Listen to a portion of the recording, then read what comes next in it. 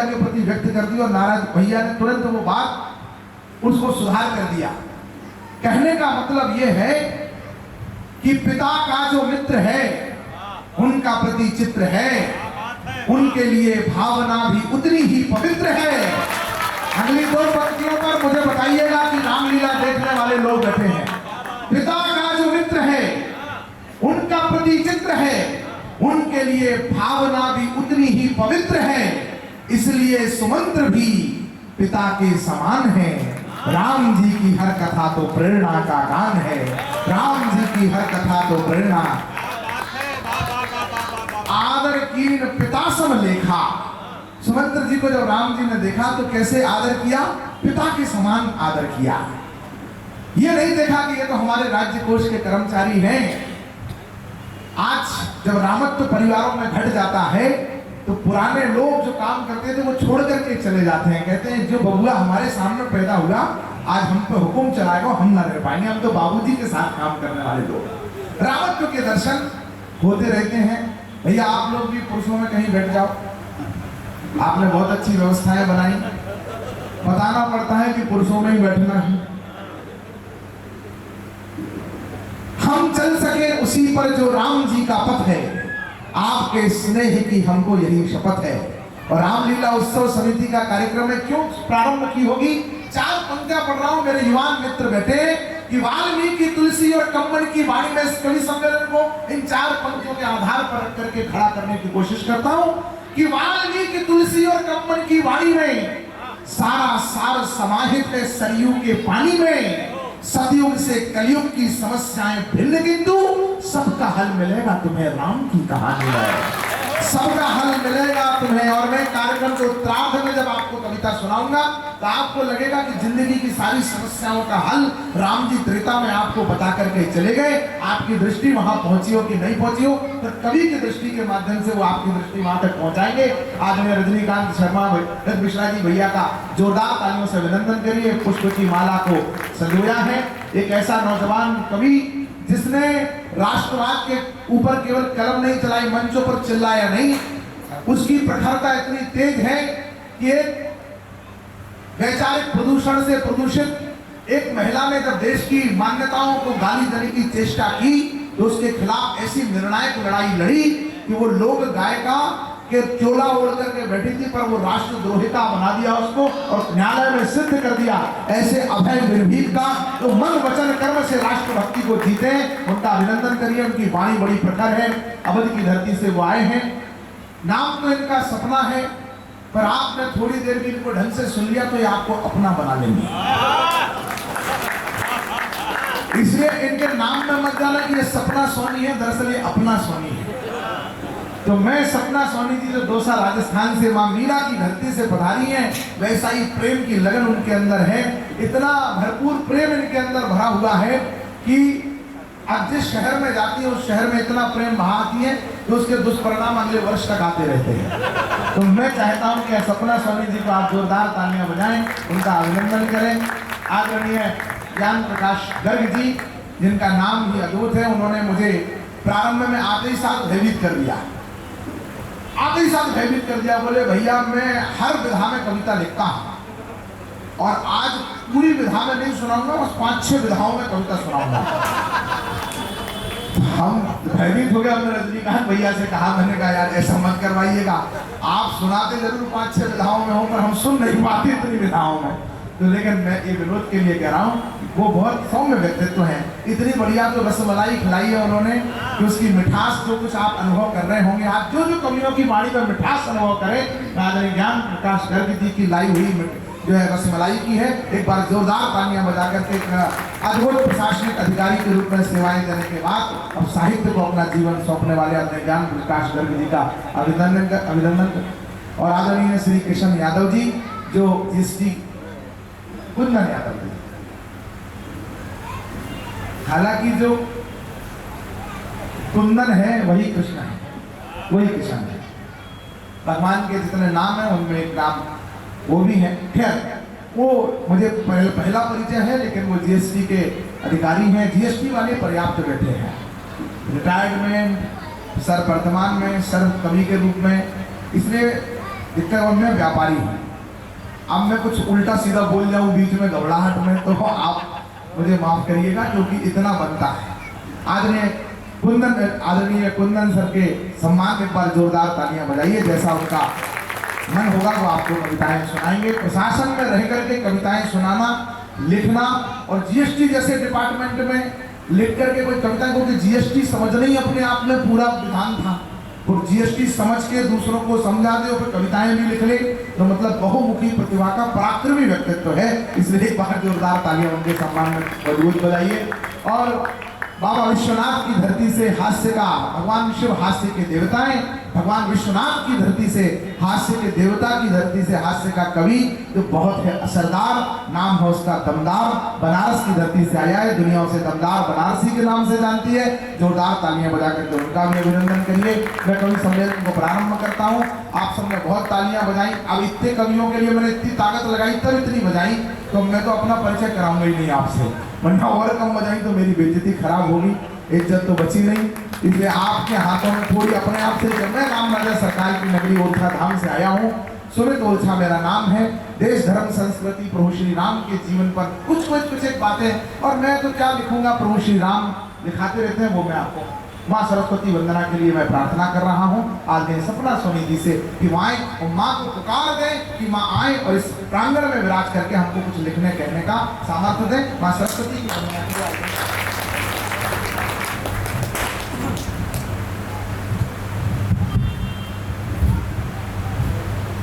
माँ शारदे को नमन करती हूँ। इस प्रांगण में उपस्थित समस्त रसक के श्रोताओं को प्रणाम करती हूँ। मंच को नमन करती हूँ। स्मृति शेष आदरणीय चंद्रशेखर जी की स्मृतियों को नमन करती हूँ। आप सभी ने बहुत खूबसूरत मंच सजाया है और बहुत ही मन से आप लोगों ने कार्यक्रम की शुरुआत की है। मैं आइए, जैसा कि हम सभी को ज्ञात है, कोई भी धार्मिक अनुष्ठान यदि हम करते हैं आदरणीय, तो श्री गणेश भगवान की वंदना से प्रारंभ करते हैं, परंतु काव्य अनुष्ठान की जब कहीं बात आती है तो माँ की वंदना होना अति आवश्यक हो जाता है। मैं माँ की वंदना करना चाहती हूँ, स्तुति करना चाहती हूँ, माँ के श्री चरणों में प्रार्थना की कुछ पुष्प समर्पित करना चाहती हूँ, याचना करना चाहती हूँ, स्तुति करना चाहती हूँ। आप सबका मन चाहती हूँ, एक बार करतल ध्वनि से मेरा मन बना दीजिए और मन से सम्मिलित हो जाइए। मैं पढ़ती हूँ, सुनेगा।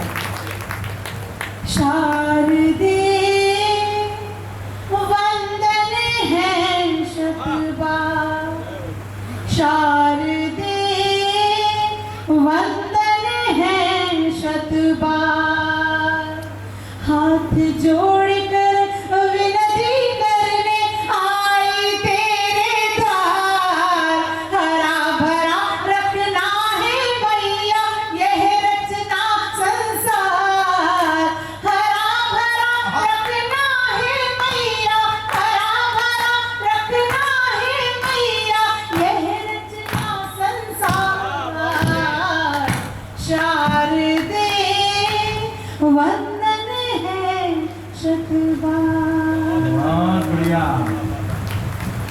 आखर आखर हो हरियाली, शब्दों में रस भरने वाली, आखर आखर हो हरियाली, शब्दों में रस भरने वाली, मैं जब गाऊं गीत सावनी, मैं जब गाऊं गीत फागुनी, छलक उठे रसधार, शारदे वंदन है शतबार, माँ तू है वंदन बार। बहुत अच्छे।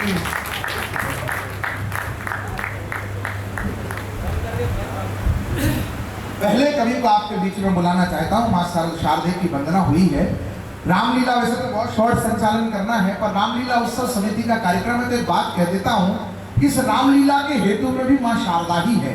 क्योंकि पहले तो माँ कैकेयी से कहा मंथरा ने भैया कि राम जी के लिए वनवास मांग लो, तो माँ का उत्तर था, माँ का वास था कि मुझको समान है राम भरत, दोनों ही मेरी शाखें हैं, मुझ चिड़िया के दो पर हैं, दोनों ही मेरी आंखें हैं। यदि राम भरत सा प्यारा है तो भरत राम सा प्यारा है, गोदी का भरत दुलारा है तो राम नयन का तारा है। पर देखो साधारण सी दासी क्या क्रूर समस्या करती है, तख्ता ही लौटूंगी सारा घोर प्रतिज्ञा करती है, तख्ता ही लौटूंगी सारा घोर प्रतिज्ञा करती है, पर पौरुष कहीं देखना हो तो इन अबलाओं का देखो, पल में ही ये क्या कर सकती है, जन्नत के महलों में देखो। तो क्या माँ शारदे की कृपा हो जाए या विपरीत बुद्धि हो जाए तो क्या से क्या हो जाता है। आप इसके मूल में राम कथा में, इस रामलीला में माँ शारदे की कृपा है। इस कार्यक्रम के मूल में भी माँ शारदे की कृपा है, और जिस व्यक्तित्व पर माँ शारदे की अतिरिक्त कृपा है उनके अंदर ज्ञान, वो ज्ञान है, ज्ञान का प्रकाश है, वो गर्ग है। और गर्ग संहिता से बड़ी कोई कविता हुई नहीं, इसलिए मैं चाहता हूं कि वो आए और अपनी जितनी संहिताएं आपको सुनाना चाहते हो वो सुनाएं। आप जोरदार तालियां बजाकर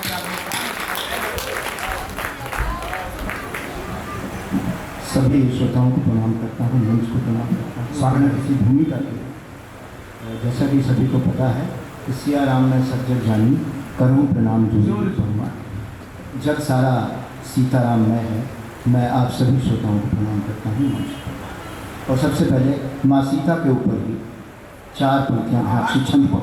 3 जीएसटी कमिश्नर बैठे हैं और माइक पर तो वैसे भी कोई जीएसटी है नहीं, फिर तो तुम डरा रहे हो बॉडी में पढ़ने में।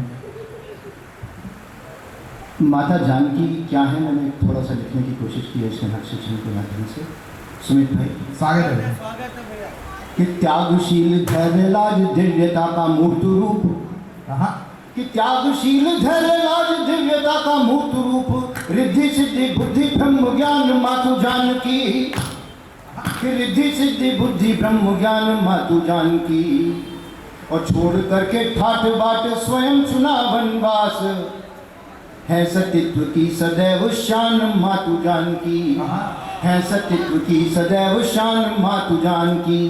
कि राम के अनंत ओज से प्रदीप्त 3 लोक, कि राम के अनंत ओज से प्रदीप्त 3 लोक, सच्चरित्र से प्रकाशमान मातु जानकी, सच्चरित्र से प्रकाशमान मातु जानकी। और अग्नि भी जला न सकी राममयी पुण्य देह, कि अग्नि भी जला न सकी राममयी पुण्य देह। नारी अस्मिता की आन बान मातु जानकी, नारी अस्मिता की आन बान मातु जानकी। मैं राम जी के ऊपर आप सभी को अयोध्या में उस मूर्ति का जो योगी अरुण योगीराज ने बनाई है, इतना मनोहारी, इतनी अच्छी मनभावन मूर्ति है। मैं आप सभी को अयोध्या में अपने साथ लेकर चलना चाहता हूँ। आप मेरे साथ जुड़ जाइए।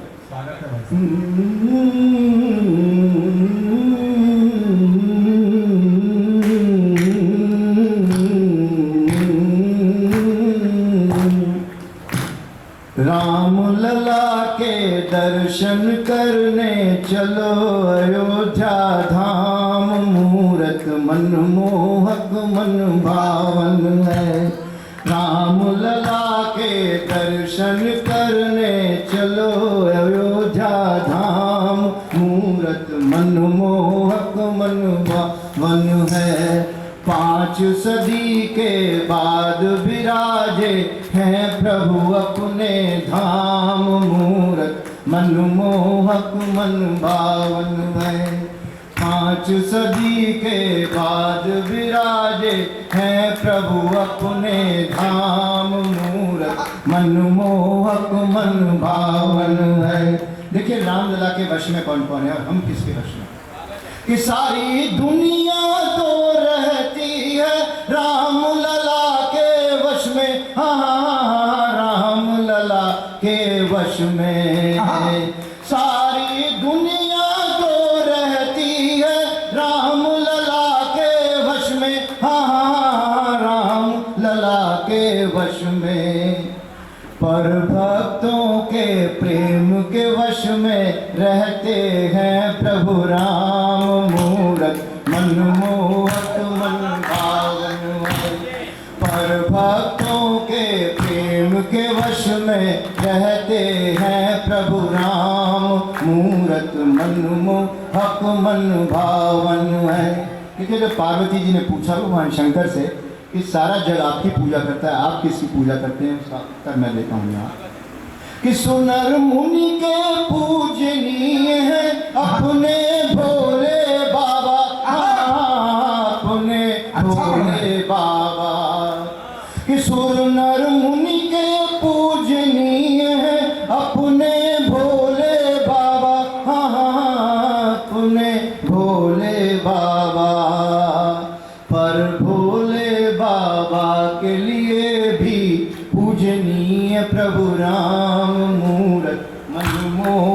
मन भावन है, पर भोले बाबा के लिए भी पूजनीय प्रभु राम मूरत मनमोहक मन भाव। एक और अंतरे का एक छोटा सा गीत राम के ऊपर पढ़ता हूँ, फिर अपना मैं स्थान ग्रहण करूंगा। समय लगता बोले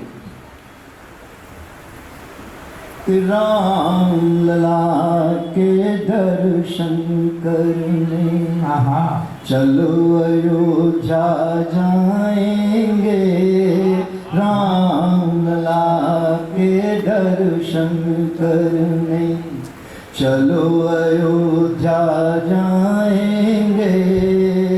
प्रभु चरणों में शीश झुकाकर श्रद्धा सुमन चढ़ाएंगे, राम लला के दर्शन करने कि स्वर्ग से सुंदर मोक्षदायिनी अपनी अयोध्या की नगरी,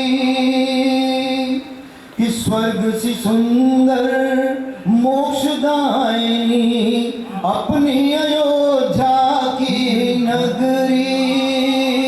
भक्ति भाव के अमृत रस से भर देती मन की गगरी, भक्ति भाव के अमृत रस से भर देती मन की गगरी।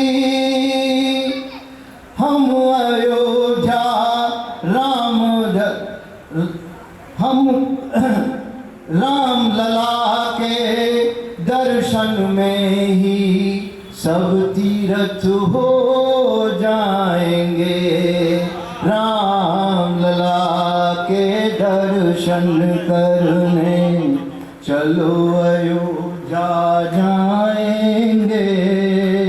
प्रभु चरणों में शीश झुकाकर श्रद्धा सुमन चढ़ाए।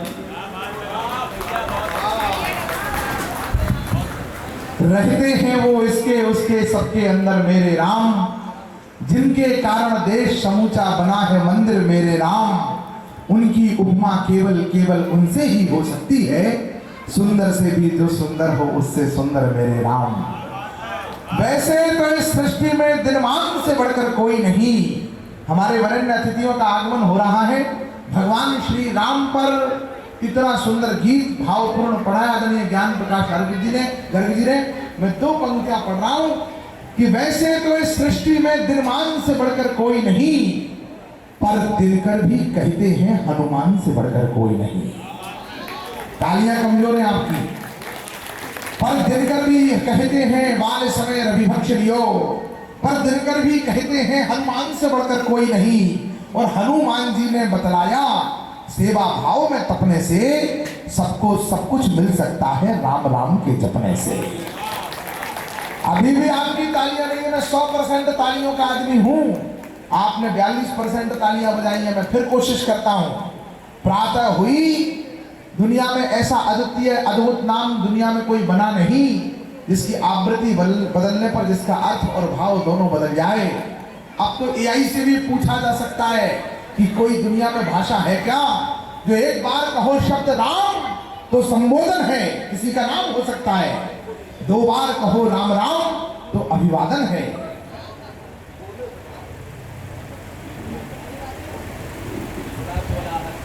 सर हम आपको प्रणाम करते हैं।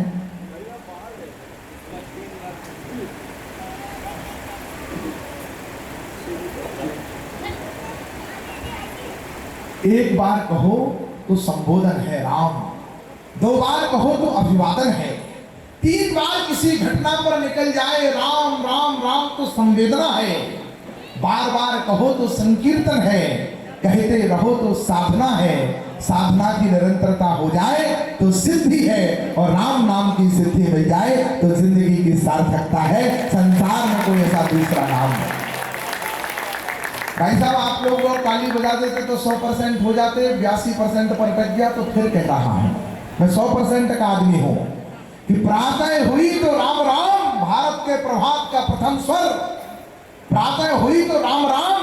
अब मत चूकिएगा, प्रातः उत्साह बढ़ा तो जय श्री राम, उमंग आ गई तो जय श्री राम, और लज्जा आ गई तो हाय राम, कष्ट आ गया हे राम, कष्ट आ गया हे राम, और वैक्सीन लगी तो ओ राम, कुछ मिल गया तो राम की कृपा, कुछ छिन गया तो राम की इच्छा, और जीवन पूरा हो गया तो राम नाम सत्य। ये राम से राम की यात्रा है जिसमें आपका और हमारा मिलन हो रहा है, जिसमें ज्ञान प्रकाश जी राम जी के गीत गा रहे हैं। आइए इस यात्रा को और आगे बढ़ाते हैं। हम बाबा महाकाल की धरती, बाबा विश्वनाथ की धरती में आपको ले चलते हैं, जहां पर हास्य का एक अद्भुत कवि आपके बीच में आया है, जिसका नाम है दमदार बनारसी। 4 पंक्तियों से उसकी अगवानी करता हूं। हंसी बांटते हैं, खुशी बांटते हैं, मुंबई वालों, हंसी बांटते हैं, खुशी बांटते हैं, ये दौलत तो हम हर घड़ी बांटते हैं। माताएं बहनें ताली नहीं बजा रही इस मोहल्ले की, वो सोच रही होंगी आज भी रामलीला होगी। माता जी आज मुझे आप रावण समझो और क्या करो, पर बीच बीच में मैं हंसूं तो आप भी हंसो, ताली बजाओ। हंसी बांटते हैं, खुशी बांटते हैं, ये दौलत तो हम हर घड़ी बांटते हैं, जिन्हें बांटना है अंधेरे वो बांटे, हमारा काम है रोशनी बांटते हैं। जोरदार तालियां बजाकर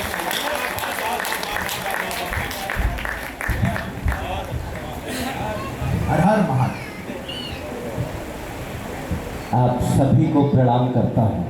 बहुत अच्छे। इन्होंने कहा कि जब जीवन खत्म हो जाए तो राम नाम सत्य है, और जहाँ राम नाम सत्य है वही काशी है। हाय हाय। मरणम मंगलम यत्र विभूतिश्च विभूषणम, कौपीनम यत्र कौसेयम सा काशी के नियते। जहाँ लोग मरने की इच्छा से जाते हैं, जहाँ मृत्यु का उत्सव होता है, वहाँ हम जीने वाले लोग हैं, इसलिए हम पूरा काशी हैं। प्रणाम करता हूँ आपको। मैं बनारस का रहने वाला हूँ। बनारस वो नगरी जब आजादी की लड़ाई में पूरे भारतवर्ष में तिरंगे को बैन कर दिया गया था, तो बनारसी हलवाइयों ने तिरंगी बर्फी काट कर अपना योगदान दिया। इसलिए मुझे अपने शहर का गर्व है। बजाना है तो एक साथ बजाना कि बनारस की धरा पर क्रांतिकारी खूब जन्मे हैं, जो फांसी चढ़ गए, लेकिन हमारी बेड़ियां काटी। जरूरत जब पड़ी आजाद भारत को बनाने की, यहाँ हलवाइयों तक ने तिरंगी बर्फियां काटी। बनारस जब बोलता है कि वो देखिए बनारस एक ऐसी नगरी है जहाँ हर किसी को एक न एक दिन जाना ही पड़ता है। अगर वो जीते जी न पहुंच पाए तो घर वाले लुटिया में भर के लेके जाते हैं। गुरु जाता जरूर है, जाएगा ही जाएगा। आप बिना बनारस गए तारन तारा नहीं हो सकता। हाँ, बनारसियों के पास हुनर है, वो किसी भी प्रदेश, किसी भी प्रांत का आदमी हो, उसको बनारसी बना देते हैं। मेरी बात समझ में आ रही है कि मैं मराठी में बोलूं? अच्छा तब मुझे अच्छा वैसे आती नहीं है।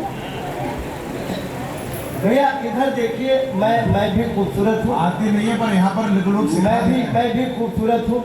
मैं बनारस की बात कर रहा हूँ तो आप इधर उधर नहीं भटकेंगे। ना ना ना, बिल्कुल नहीं। ये देखिए, ये डॉक्टर रजनीकांत जी हैं। ये जब पहली बार बनारस गए तो इनको किसी ने समझा के भेजा, बेटा बनारस जा रहे हो, वहाँ नागा बाबा बहुत होते हैं, बिना आशीर्वाद लिए मत लौटना। गुरु गंगा में डुबकी मार के सीढ़ी चढ़ रहे थे, साक्षात नागा बाबा के दर्शन हुए। भैया लपक के बाबा के पैरों में, नागा बाबा आशीर्वाद दो, नागा बाबा आशीर्वाद दो, नागा बाबा बाबा बाबा पैर झटक के हमें छोड़ो यार, मैं कोई नागा वागा थोड़े न हूँ। वो तो गंगा में नहाने के लिए गया था, कोई कपड़ा चुरा के भाग गया। तो ये मजाक नहीं कर रहा। अभी आपको बताऊं, फर्ज कीजिए आप तो सब लोग बनारस गए होंगे। फर्ज कीजिए आप बनारस के जाम में फंसे हो, आपके आगे कुछ लोग अर्थी लेके जा रहे हो, गलती से आपने उनके पीछे हॉर्न बजाया। अर्थी लिया हुआ आदमी कंधे पे अर्थी लिए लिए पीछे पलट के बोलता है, ऐसे पहले गईबा का। मजेदार घटना। अच्छा, जवाब गुरु उल्टा सीधा एकदम तगड़ा मिलता, सॉलिड। वो हाँ, एकदम सॉलिड जवाब। भैया मजाक नहीं कर रहा हूँ, आपकी कसम खा के बता रहा हूँ।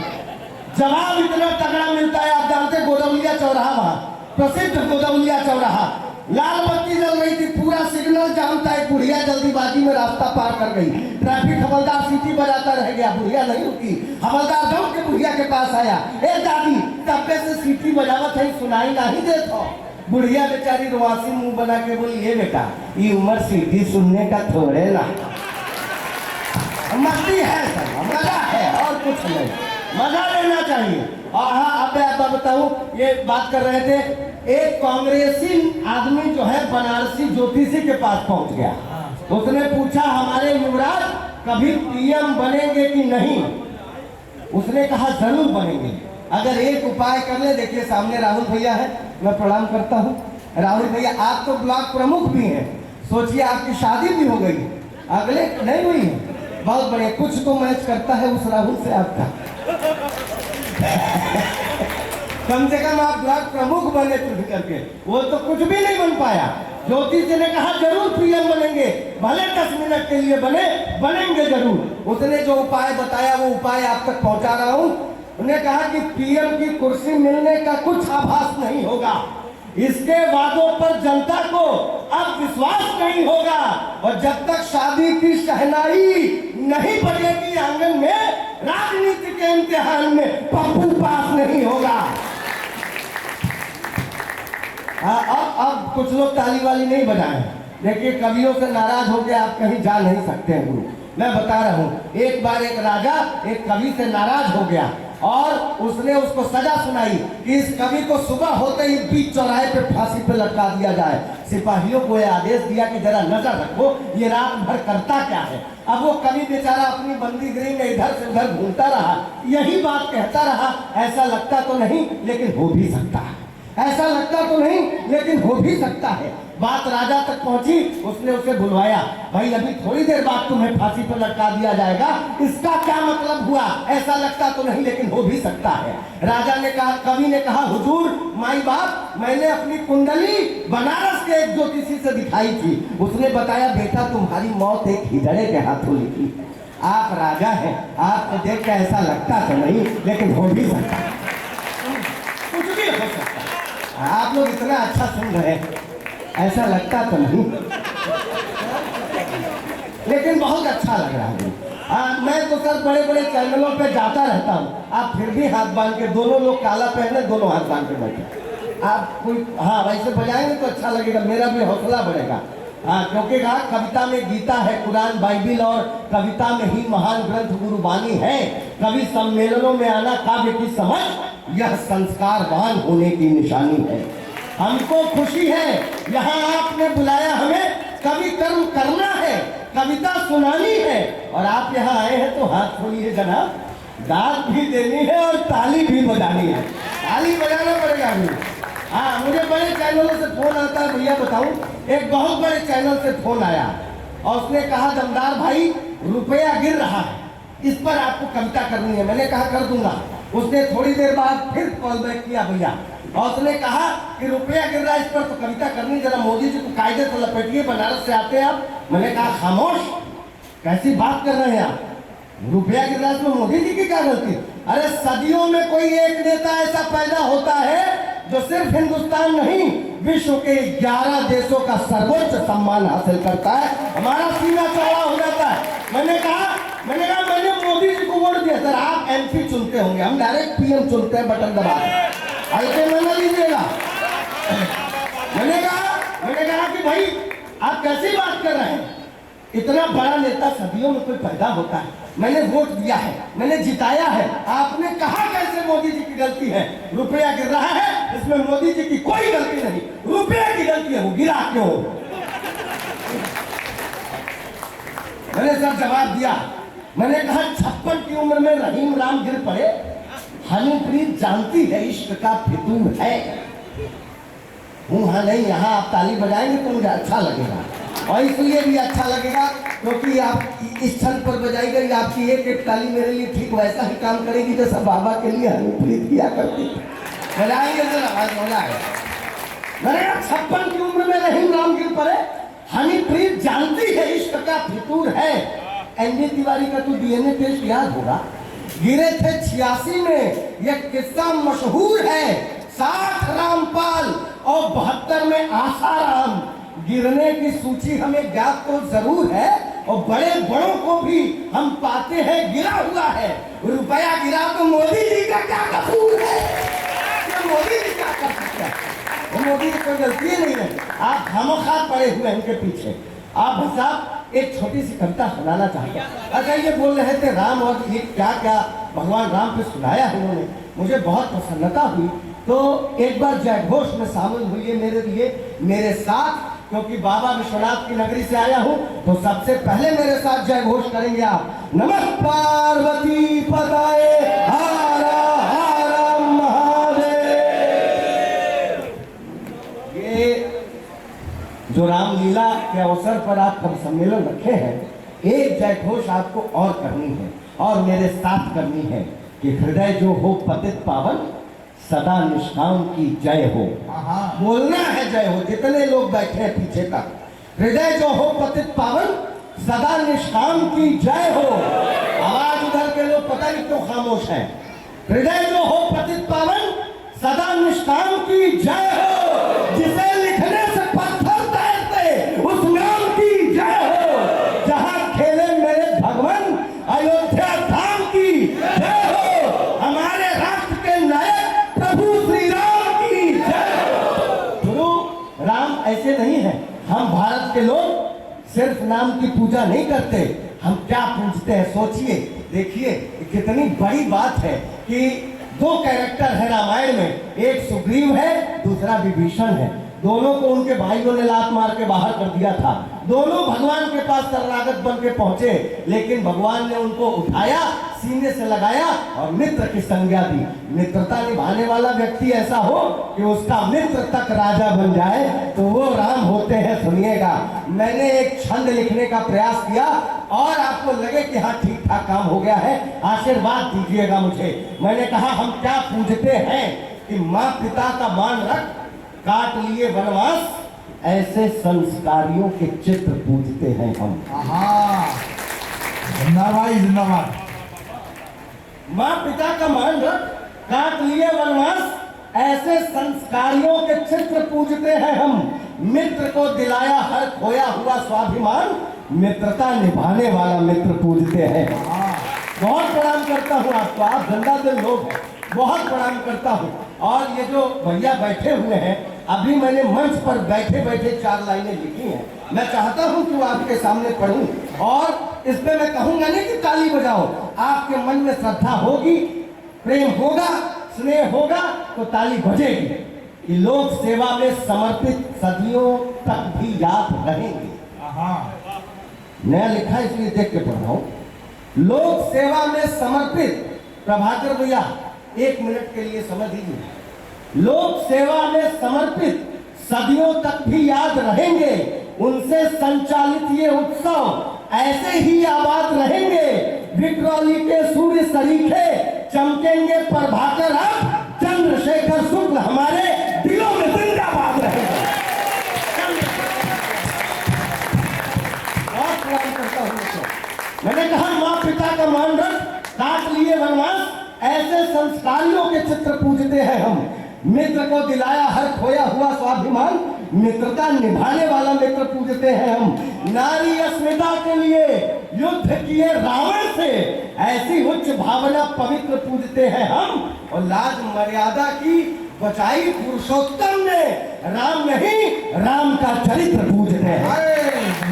हम चरित्र की पूजा करने वाले लोग हैं। भगवान राम के मंदिर का जब मंदिर की प्राण प्रतिष्ठा का कार्यक्रम चल रहा था, तो उस समय बहुत सारे लोगों को न्योता भेजा गया। कईयों जो गैरतमंद लोग थे, उन्होंने कह दिया कि हम बाद में जाएंगे। कुछ लोगों ने सीधे सीधे नकार दिया कि हम जाएंगे ही नहीं। भाई साहब, मैं कभी हूँ किसी को बद्दुआ नहीं देता।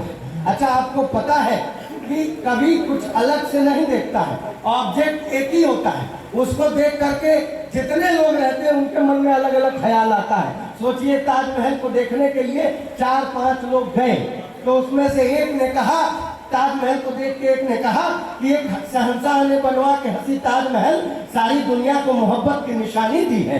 दूसरे ने ताजमहल को देख के कहा, एक शहंशाह ने बनवा के हंसी ताजमहल हम गरीबों की मोहब्बत का उड़ाया है मजा। तीसरे ने ताजमहल को देख के कहा कि हो शहंशाह भी, दौलत भी और मोहब्बत भी, तब कहीं जाके कोई ताजमहल बनता है। एक मिलाऊर देखने गया ताजमहल को, उसने कहा कि फलाना फलाना फलाना 4 ठो मीनारे, और आपस में झुआ झम्मा अंड बंड बोल दिया। गुरु इसके बाद योगी जी गए ताजमहल देखने, उन्होंने भी 4 लाइनें लिखी, और योगी जी की 4 लाइनें मैं सुना, मेरी नहीं है गुरु, जिसकी है उसके लिए बजानी हो तो बजाइएगा, अभी नहीं बजाना, अभी नहीं बजाना, अभी नहीं बजाना। योगी जी ने जब ताजमहल को देखा तो उन्होंने क्या लिखा कि संगमरमर टूटेगा, सच के पत्थर कंकर निकलेंगे। संगमरमर टूटेगा, सच के पत्थर कंकर निकलेंगे। डमरू डोल गया तो फिर परिणाम भयंकर निकलेंगे। ताली नहीं बजानी है, 4थी पंक्ति तक सब्र कर लीजिए। संगमरमर टूटेगा, सच के पत्थर कंकर, पहला कभी तो ताली रोक रहा, 4थी पंक्ति तक सब्र करिए कि संगमरमर टूटेगा, सच के पत्थर कंकर निकलेंगे। डमरू डोल गया तो फिर परिणाम भयंकर निकलेंगे। और जिस दिन ताजमहल के ऊपर बुलडोजर चल जाएगा, उस दिन ताजमहल के अंदर भोले शंकर निकलेंगे।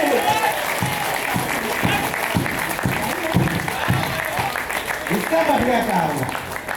गुरु में पढ़ता हूं, किसी के प्रेम कविता का सुसज्जित छंद हो जाओ, किसी की प्रेम कविता का सुसज्जित छंद हो जाओ, गरीबी में किसी के चीर का पैबंद हो जाओ, कृष्ण तो मिल ही जाएंगे अगर भक्ति रही सच्ची। श्री राधा नाम जब कर तुम भी प्रेमानंद हो जाओ।